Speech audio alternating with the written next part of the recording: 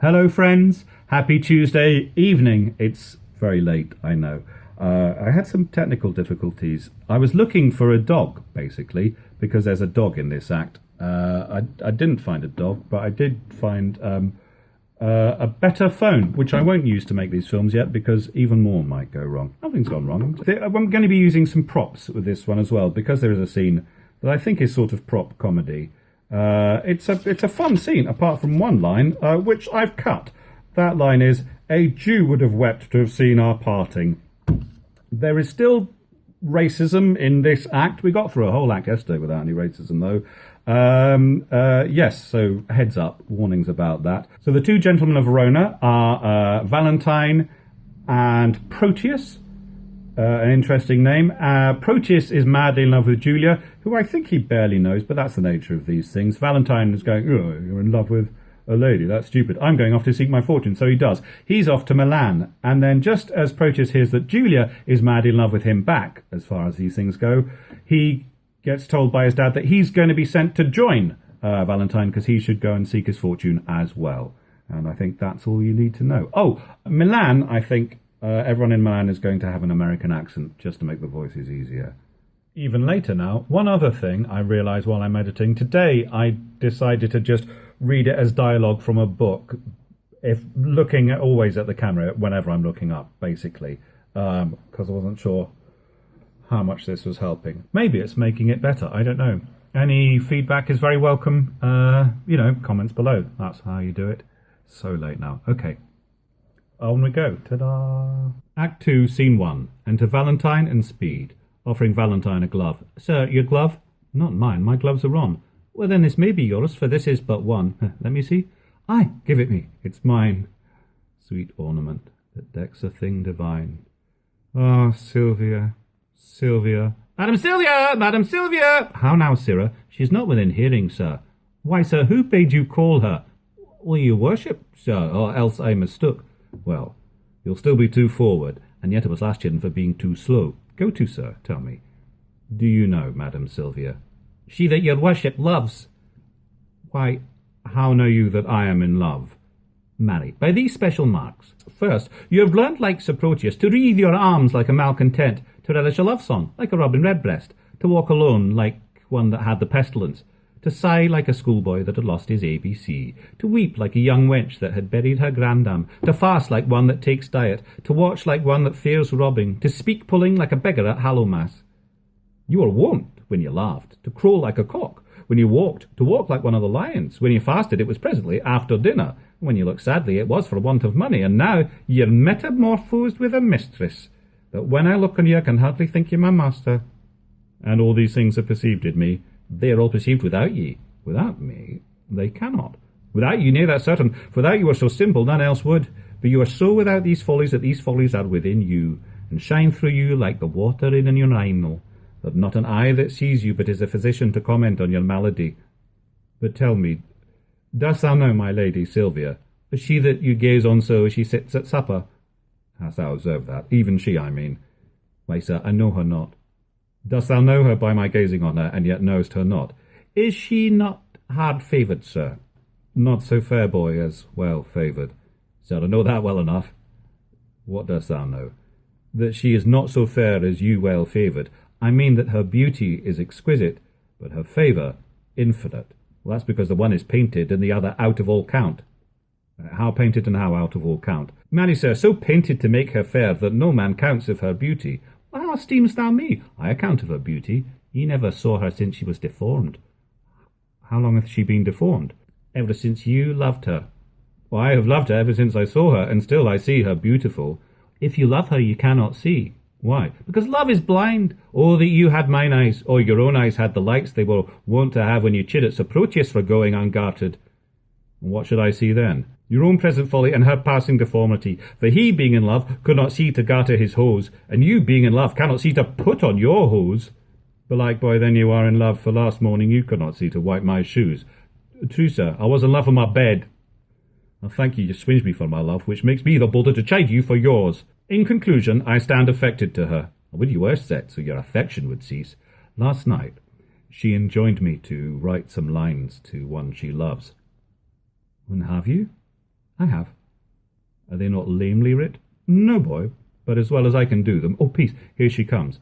Enter Sylvia. Oh, excellent motion, oh, exceeding puppet, now will he interpret it to her. Madam Mistress, 1,000 good morrows. Oh, give ye good e'en as a million of manners. Sir Valentine and servant, to you 2,000. He should give her interest, but she gives it him. As you enjoined me, I have writ your letter unto the secret nameless friend of yours, which I was much unwilling to proceed in, but for my duty to your ladyship. He gives her a letter. I thank you, gentle servant. 'Tis very clerkly done. Now trust me, madam, it comes hardly off, for, being ignorant to whom it goes, I've writ at random, very doubtfully. Perchance you think too much of so much pains? No, madam, so instead you, I will write, please you command, 1,000 times as much. And yet... A pretty period. Well, I guess the sequel. And yet I will not name it. And yet I care not. And yet take this again. She offers him the letter. And yet I thank thee, meaning henceforth to trouble you no more. And yet you will, and yet another yet. What means your ladyship? Do you not like it? Yes, yes. The lines are very quaintly writ, but since unwillingly, take them again. She presses the letter upon him. Nay, take them. Madam, they are for you. Aye, you writ them, sir, at my request, but I will none of them. They are for you. I would have had them writ more movingly. Please you, I'll write your ladyship another, and when it's writ, for my sake, read it over, and if it please you, so. If not, why, so. If it please me, madam, what then? Why, if it please you, take it for your labour. And so good morrow, servant. She exits. Oh, just unseen, inscrutable, invisible, as a nose on a man's face or a weathercock on a steeple, my master sues to her, and she hath thought her suitor, he being her pupil, to become her tutor. Oh, excellent device! Was it ever heard the better, that my master, being scribe, to himself should write the letter? Why, how now, sir, what are you reasoning with yourself? Nay, I was rhyming. 'Tis you that have the reason. To do what? To be a spokesman for Madam Sylvia. To whom? To yourself. Why, she woos you by a figure. What figure? By a letter, I should say. Why, she hath not writ to me. What need she, when she hath made you write to yourself? Why, do you not perceive the jest? No, believe me, not believing you indeed, sir. But did you perceive her earnest? She gave me none except an angry word. Why, she hath given you a letter. That's the letter I writ to her friend. And that letter hath she delivered. And there an end. I would it were no worse. I'll warrant you 'tis as well, for often have you writ to her, and she in modesty, or else for want of idle time, could not again reply, for fearing else some messenger that might her mind discover, herself have taught her love himself to write unto her lover. And this I speak in print, for in print I found it. Why muse you, sir? 'Tis dinner time. I have dined. Ay, but hearken, sir, though the chameleon love can feed on the air, I'm one that am nourished by my victuals, and would fain have meal. Oh, be not like your mistress, be moved, be moved! Exeunt. Scene 2. Enter Proteus and Julia. Have patience, gentle Julia. I must where there is no remedy. When possibly I can, I will return. If you turn not, you will return the sooner. She gives him a ring. Keep this remembrance, for thy Julia's sake. Why then, we'll make exchange. Here, take you this. He gives her a ring. And seal the bargain with a holy kiss. They kiss. Here is my hand for my true constancy. And when that hour slips me in the day wherein I sigh not Julia for thy sake, the next ensuing hour some foul mischance torment me for my love's forgetfulness. My father stays my coming. Answer not, the tide is now. Julia weeps. Nay, not thy tide of tears. That tide will stay me longer than I should. Julia, farewell. Exit Julia.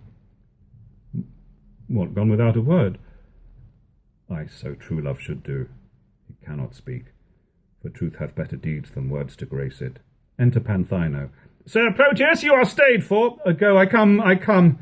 Alas, this parting strikes poor lovers dumb. Exeunt. Scene 3. Enter Lance with his dog.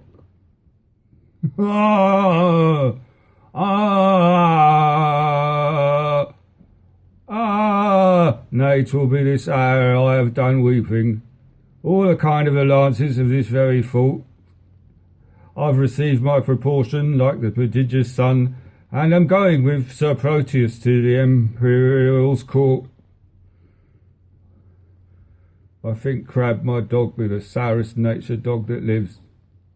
My mother weeping, my father wailing, my sister crying, our maid howling, our cat wringing her hands, and all our house in a great perplexity, yet did not this cruel-hearted curse shed one tear.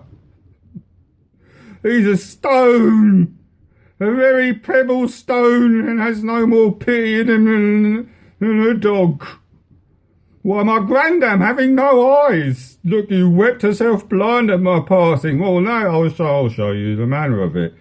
Right, this shoe is my father. No, this left shoe is my father. No, this left shoe is my mother. No, that cannot be so. No, yes, it is. It is so. It hath the worst of soul. This shoe with a hole in it is my mother. And this my father. Oh, prevention tonic. There it is. Now, sir. This staff is my sister. Well, look you, she's as white as a lily and as small as a wand. This hat is Nan, our maid. I am the dog. No, the dog is himself, and I am the dog. Oh, the dog is me. I am myself. Aye, so. Now, come I to my father. Father, your blessing. Now should not the shoe speak a word for weeping? And how should I kiss my father? Well, he weeps on. And now I come to my mother. Oh, that she could speak now like a moved woman. Well, I kiss her. Oh, well, here's my mother's breath up and down. Now I come to my sister. Mark the moan she makes. Now the dog, all this while, sheds not a tear nor speaks a word. But see how I lay the dust with my tears. Enter Panthino. Lance, away, aboard! Thy master is shipped, and thou art to post without oars. What's the matter? Why weeps thou, man? Away, ass! You'll lose the tide if you tarry any longer. It's no matter if the tide were lost, for it is the unkindest tide that ever man tied. What's the unkindest tide? Why, it is tide here! Crab, my dog! That man, I mean, thou lose the flood, and in losing the flood, lose thy voyage, and in losing thy voyage, lose thy master, and in losing thy master, lose thy service, and in losing thy service. Lance puts his hand over Panthino's mouth. Why dost thou stop my mouth? For fear thou shouldst lose thy tongue. Where shall I lose my tongue? In thy tail. In thy tail? Lose the tide, and the voyage, and the master, and the service, and the tide. Why, man, if the river were dry, I'm able to fill it with my tears. If the wind were down, I could drive the boat with my sighs. Come away, man. I was sent to call thee. Sir, call me what thou darest. Wilt thou go? Well, I will go. Exeunt. Not doing that again. I was going to use the word. It's getting dark. Scene 4. Enter Valentine, Silvio, Thurio, and Speed. Servant, mistress. Master, Sir Thurio frowns on you. Aye, boy, it's for love. Not of you, not of my mistress, then. Could you knocked him? Servant, you are sad. Indeed, madam, I seem so. This is Thurio. Seem you that you are not? Haply I do. So do counterfeits. So do you. What seem I that I am not? Wise. What instance of the contrary? Your folly. And how quote you my folly? I quote it in your jerkin. My jerkin is a doublet. Why then, I'll double your folly. How? What? Angry, Sir Thurio? Do you change colour? Give him leave, madam. He is a kind of chameleon, that hath more mind to feed on your blood than live in your air. You've said, sir? Aye, sir, and done too, for this time. I know it well, sir. You always end ere you begin. A fine volley of words, gentlemen, and quickly shot off. 'Tis indeed, madam, we thank the giver. Who is that, servant?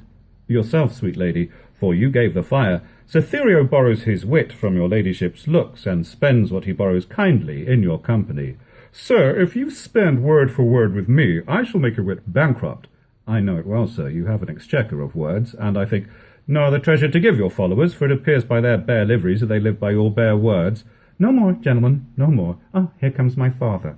Enter the Duke. Now, daughter Sylvia, you're hard beset. Sir Valentine, your father is in good health. What say you to a letter from your friends of much good news? My lord, I would be thankful to any happy messenger from thence. Know ye Don Antonio, your countryman? Ay, my good lord, I know the gentleman to be of worth and worthy estimation, and not without desert, so well reputed. Have he not a son? Ay, my good lord, a son that well deserves the honour and regard of such a father. Oh, you know him well. I know him as myself, for from our infancy we have conversed and spent our hours together, and though myself have been an idle truant, omitting the sweet benefit of time to clothe mine age with angel-like perfection, yet hath Sir Proteus, for that's his name, made use and fair advantage of his days, his years but young, but his experience old, his head unmellowed, but his judgment ripe, and in a word, for far behind his worth comes all the praises that I now bestow, he is complete in feature and in mind, with all the good grace to grace a gentleman. Oh, beshrew me, but if he make this good, he's as worthy for an empress' love as meet to be an emperor's counsellor. Well, sir, this gentleman is come to me with commendation from great potentates, and here he means to spend his time a while. I think 'tis no unwelcome news to you. Should I have wished a thing, it had been he. Well, welcome him, then, according to his worth. Sylvia, I speak to you, and you, Cytherio. For Valentine, I need not cite him to it. I'll send him thither to you presently. Exits. This is the gentleman I told your ladyship had come along with me, but that his mistress did hold his eyes locked in her crystal looks. Oh, belike that now she hath enfranchised them upon some other pawn for fealty. Nay, sure, I think she holds them prisoners still. Well, nay, then, he should be blind, and, being blind, how could he see his way to seek out you? Why, lady, love hath 20 pair of eyes. They say that love hath not an eye at all. To see such lovers, Thurio, as yourself, upon a homely object, love can wink. Have done, have done. Here comes the gentleman. Enter Proteus. Welcome, dear Proteus! Mistress, I beseech you, confirm his welcome with some special favour. His worth is warrant for his welcome hither, if this be he you have oft wished to hear from. Mistress, it is. Sweet lady, entertain him to be my fellow servant to your ladyship. Too low a mistress for so high a servant. Not so, sweet lady, says Proteus, but too mean a servant to have a look of such a worthy mistress. Leave off discourse of disability. Sweet lady, entertain him for your servant. My duty I will boast of, nothing else. And duty never yet did want his meed. Servant, you're welcome to a worthless mistress. I'll die on him that says so but yourself. You are welcome. You are worthless. Enter a servant. Madam, my lord, your father would speak with you. I wait upon his pleasure. Exit the servant. Come, Cytherio, go with me once more. A new servant, welcome. I'll leave you to confer of home affairs. When you have done, we look to hear from you. We'll both attend upon your ladyship. Exeunt, Sylvia, and Thurio. Now, tell me, how do all from whence you came? Are your friends well, and have them much commended? And how do yours? I left them all in health. How does your lady, and how thrives your love? My tales of love were wont to weary you. I know you join not in a love discourse. Ay, Proteus, but that life is altered now. I have done penance for contemning love, whose high imperious thoughts have punished me with bitter fast, with penitential groans, with mighty tears and daily heart-sore sighs. For in revenge of my contempts of love, love hath chased sleep from my enthralled eyes, and made them watchers of mine own heart's sorrow. Oh, gentle Proteus, love's a mighty lord, and hath so humbled me as I confess there is no woe to his correction, nor to his service no such joy on earth. Now, no discourse, except it be of love, nor can I break my fast, dine, sup, and sleep upon the very naked name of love. Well, enough! I read your fortune in your eye. And was this the idol that you worship so? Even she. And is she not a heavenly saint? No, but she is an earthly paragon. Call her divine. I will not flatter her. Oh, flatter me, for love delights in praises. When I was sick, you gave me bitter pills, and I must minister the like to you. Then speak the truth by her. If not divine, yet let her be a principality sovereign to all the creatures on the earth. Except my mistress. Sweet, accept not any, except thou wilt accept against my love. Have I not reason to prefer mine own? and I will help thee to prefer her too. She shall be dignified with this high honour to bear my lady's train, lest the base earth should from her vesture chance to steal a kiss, and of so great a favour growing proud, disdain to root the summer swelling flower, and make rough winter everlastingly. Valentine, what braggatism is this? Pardon me, Proteus. All I can is nothing to her whose worth makes other worthies nothing. She is alone. Well, then let her alone. Not for the world. Why, man, she is mine own. And I as rich in having such a jewel as 20 seas, if all the sand were pearl, the water nectar, and the rocks pure gold. Forgive me that I do not dream on thee, because thou seest me dote upon my love. My foolish rival, that her father likes only for his possessions are so huge, is gone with her along, and I must after, for love, thou knowest, is full of jealousy. But she loves you. Ay, and we are betrothed. Nay, more, our marriage hour, with all the cunning manner of our flight determined of, how I must climb her window, the ladder made of cords, and all the means plotted and agreed on for my happiness. Good Proteus, go with me to my chamber in those affairs to aid me with thy counsel. Well, go on before, I shall enquire you forth. I must unto the road to disembark some necessaries that I needs must use, and then I'll presently attend you. Will you make haste? I will. Exit Valentine. Even as one heat another heat expels, or as one nail by strength drives out another, so the remembrance of my former love is, by a newer object, quite forgotten.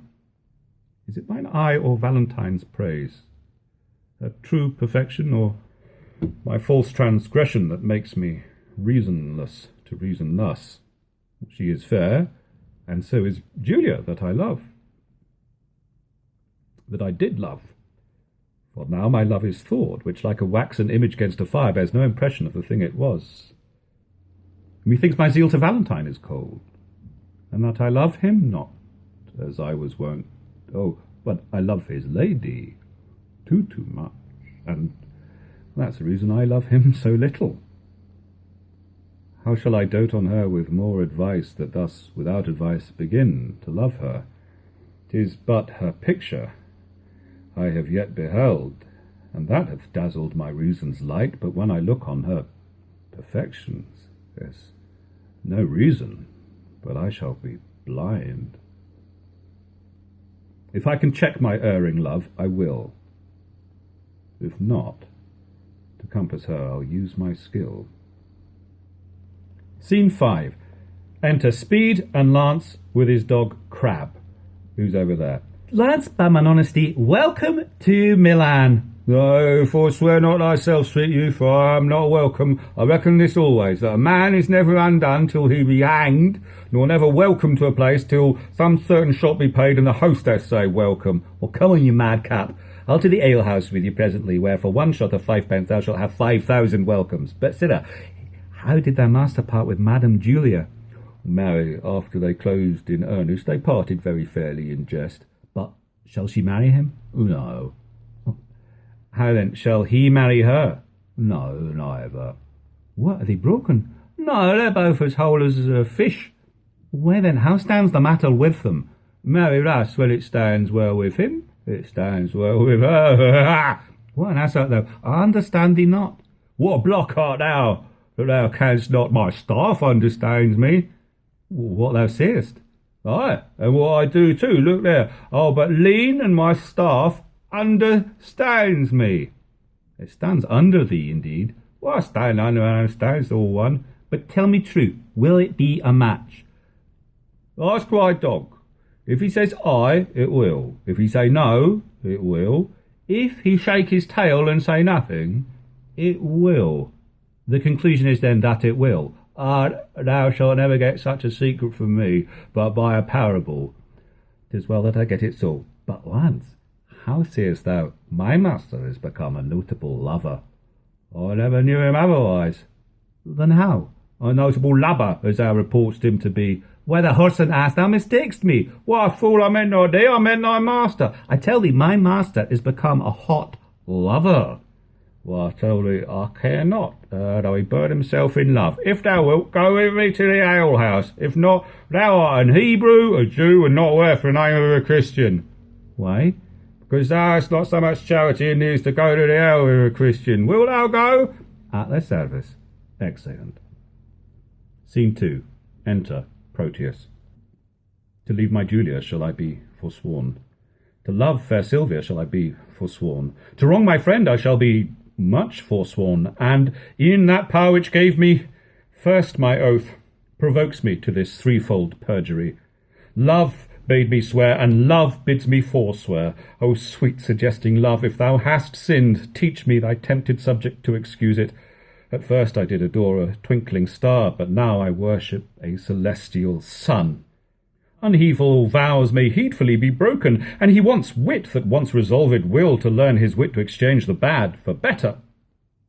Why, unreverend tongue, to call her bad, whose sovereignty so oft thou hast preferred with 20,000 soul-confirming oaths. I cannot leave to love, and yet I do. But there I leave to love where I should love. Julia I lose, and Valentine I lose. If I keep them, I needs must lose myself. If I lose them, thus find I by their loss. For Valentine, myself. For Julia, Silvia. I to myself am dearer than a friend, for love is still most precious in itself. And Silvia, witness heaven that made her fair, shows Julia but a swarthy Ethiop. I will forget that Julia is alive, remembering that my love to her is dead, and Valentine I'll hold an enemy, aiming at Silvia as a sweeter friend. I cannot now prove constant to myself without some treachery used to Valentine. This night he meaneth with a corded ladder to climb celestial Silvia's chamber window, myself in counsel his competitor.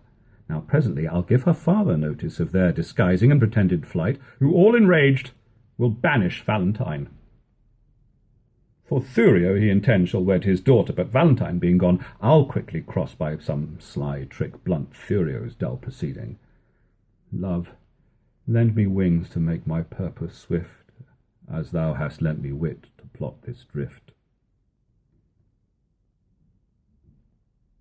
Scene 7. Enter Julia and Lucetta. Counsel, Lucetta, gentle girl, assist me, and e'en in kind love I do conjure thee, who art the table wherein all my thoughts are visibly charactered and engraved, to lesson me, and tell me some good mean how with my honour I may undertake a journey to my loving Proteus. Alas, the way is wearisome and long. A true devoted pilgrim is not weary to measure kingdoms with his feeble steps. Much less shall she that hath love's wings to fly, and when the flight is made to one so dear, of such divine perfection as Sir Proteus. Better forbear till Proteus make return. Oh, knowest thou not his looks are my soul's food? Pity the dearth that I have pined in by longing for that food so long a time.